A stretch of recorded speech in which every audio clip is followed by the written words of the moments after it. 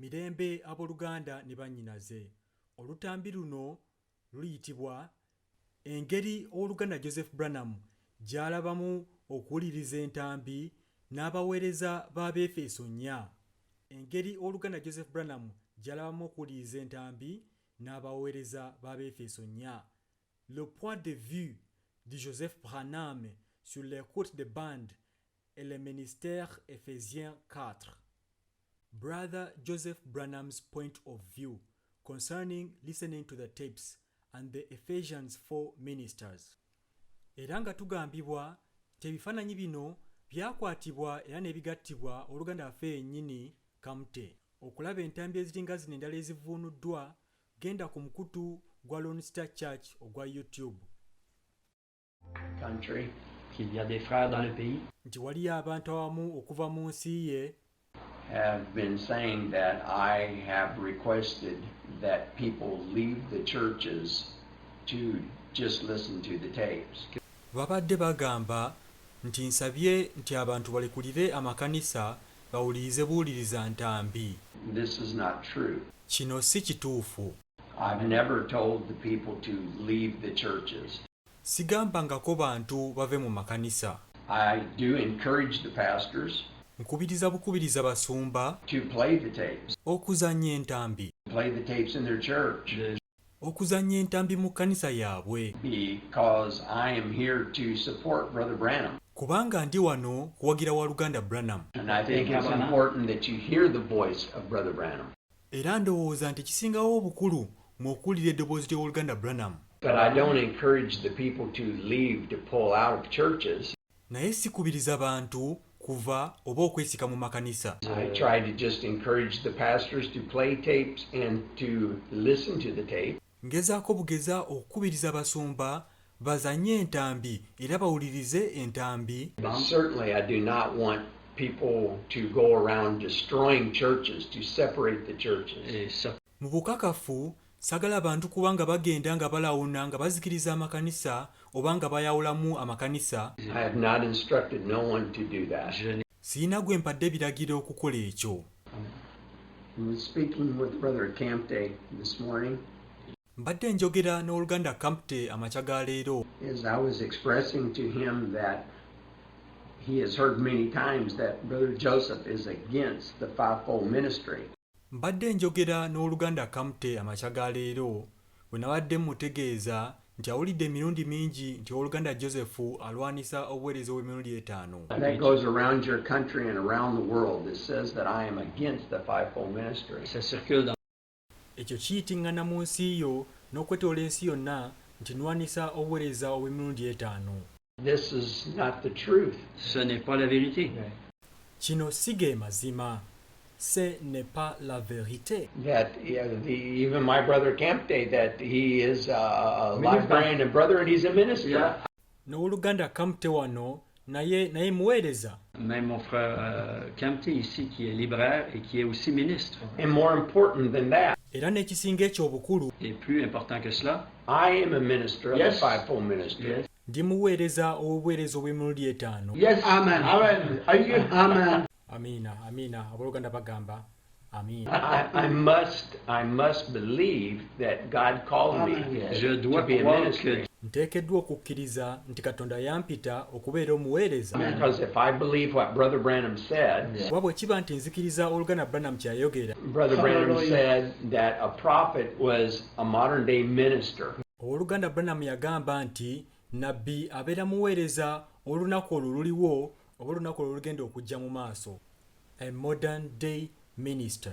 And Brother Jonathan can attest, and the brother, Era oluganda Jonathan asobola okujulira oluganda oyo that I preach about 5 days a week, nti mbuulira emirundi nga5 mu wiiki. sometimes 7 days a week. Ebiseera ebimu emirundi 7 mu wiiki. Now, so I am a minister. je suis un ministre. N'olwekyo ndi muweereza. Oluganda Kamte agamba amiina ekyo nkikkiriza. But I do believe there is a true fivefold ministry. Naye nzikiriza nti waliwo obuweereza obw'emirundi 5 obw'amazima, And I believe there's a false fivefold ministry. era waliyo n'obuweereza obw'emirundi 5 obw'obulimba. And I want to be part of the true five-move Et je ministry. veux être era njagala okubeera ekitundu ku buweereza obw'emirundi 5 obw'amazima That keeps the voice of the prophet obwo obukuuma eddoboozi lya nnabbi faire partie du ministère qui est before the people. mu maaso g'abantu. pour garder la voix du prophète So devant when les gens. people say that I am against the ministry, N'olwekyo abantu bwe bagamba nti nnwanisa obuweereza, it's not true Ce n'est pas vrai, ekyo si kituufu. Ce n'est pas vrai. because I am part of parce que j'en fais the partie fivefold ministry. du ministère. Kubanga ndi kitundu ku buweereza obw'emirundi 5. Amen. Amen. Thank you. Oh, Oluganda Kamte agamba weebale owooluganda. réjouissant d'avoir Oh, écouté ça. Yes. Dis ça, Yes. Joseph. Ça réjouit nos cœurs d'avoir entendu ça. I have to believe that I'm a minister of the gospel. Nteekwa okukkiriza nti ndi muweereza wa njiri. Amen. Amiina. Okay. I do want to be part of that in doing it, and I'll certainly pray about what we can do and how soon we could help support that effort. Ddala njagala okubeera ekitundu ku ekyo era kikakafu nti nja kusaba okulaba kiki ekiyinza okukola na butya bwe tuyinza okulaba nga tukikola mu bwangu ddala omulimu ogwo. Good. And in the meantime, it would be nice if they could start on some kind of what is in his thought of the building, the layout and the design and the size and everything to look at. Entre-temps, Era ebyo nga bwe bikyali bityo kyandibadde kirungi singa bakuba engeri y'akafaananyi ku kikyalowooza bwe kijja okufaanana mu ngeri y'endabika, enzimba, n'obunene n'obugazi n'ebiringa ebyo. Okay. Tell him you're very young looking, 59. Kamte oli 59 atunula ng'omuto ennyo ate omulungi. He understands d'avoir that. 59 ans Comment très jeune. Ekyo kyakitegedde. Tu veux aussi parler un peu de ça? Ok, dis que j'étais content d'être né la même année. Kati ono tugambibwa nti Joseph Branham salue l'assemblée du révérend Kamte. Nti oluganda Joseph Branham alamusa ekkanisa y'oluganda Kamte. Joseph Branham salue l'église élue du Cameroon. Nti Joseph Branham alamusa ekkanisa ennonde ey'e Cameroon. Say something to my church. Oluganda Kamte agamba oluganda Branham, Joseph Branham.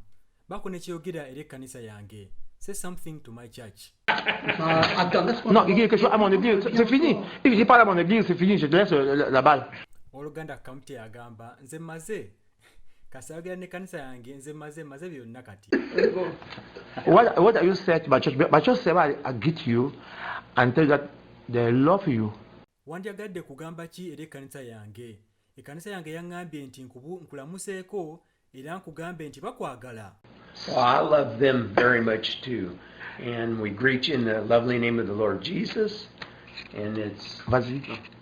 Weewaawo nange bwe ntyo mbaagala nnyo era tubalamusa mu linnya eryagalwa erya Mukama waffe Yesu. let me go over here. Ah bon. Kaŋŋende eruuyi eri n'oli nti jangu eno.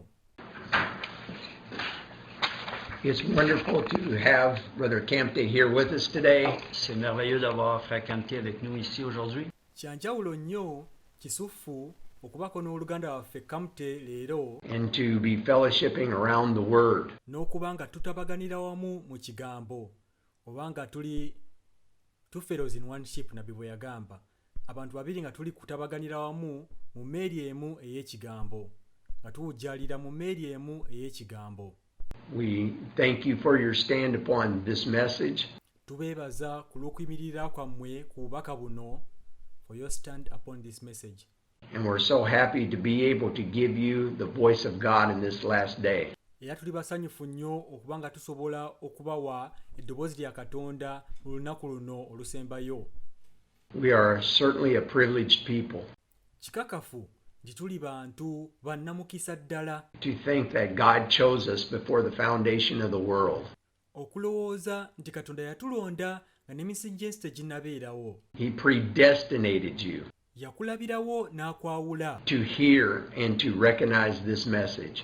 okuwulira n'okutegeera obubaka buno.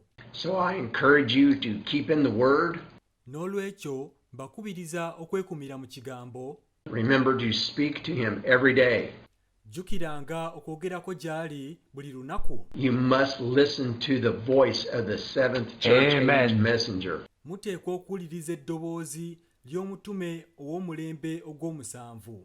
For truly that is the voice of God to us in this day. Yes. Kubanga mazima eryo ly'eddoboozi lya Katonda gye tuli mu lunaku luno. So may the Lord richly bless you N'olwekyo Mukama abagonnomolere omukisa as he keeps this message before you. nga bw'akuuma obubaka buno mu maaso gammwe, And by God's grace, I'll meet you one day. era olw'ekisa kya Katonda lumu ndibasisinkana. I hope to in one time in your country. Amen. Ekyo nkisuubira omulundi gumu mu nsi yammwe, But if I don't see you there, I will see you on the other side. Amen. naye bwe sibalaba nja kubalaba ku luuyi luli. For one day we will be at a great wedding supper. Kubanga lumu tujja kubeera ku kyeggulo ky'embaga y'obugole ekimu, And then we will spend eternity together. Amen. era tujja kumala obutaggwaawo awamu. Amiina. Remember to pray for us. Mujjukire okutusabira. Alors que nous prions pour vous. Shalom. Shalom. Thank you, God Abuda. bless you. Thank you. God Thank bless you. Oluganda Kamte akomekeza agamba weebale nnyo Oluganda. Shalom. Mukama abwenye omukisa.